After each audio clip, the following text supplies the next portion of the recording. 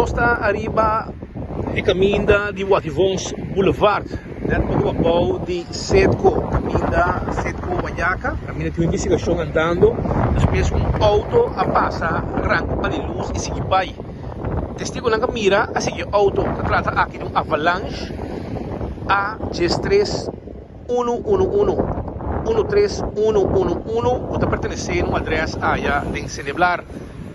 Depois de uma búsqueda, passando em diferentes áreas, Paradeira, Yaburipari, Moco, Catiri, não logra o auto. Ela logra esconder um caminho, o chofer logra esconder um caminho, o auto também quebra.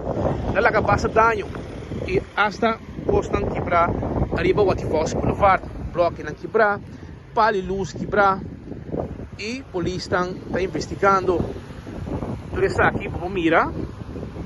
E agora aqui, a qualquer momento, espera que ele chegue na chofer aqui. Não logra o auto ainda, pero não sabe que está avalanche, Chevrolet Avalanche a 13111, com o creme aparentemente, e qualquer momento, não vai over, na detener a pessoa para hit and run. Está aqui de dano que ela cometeu.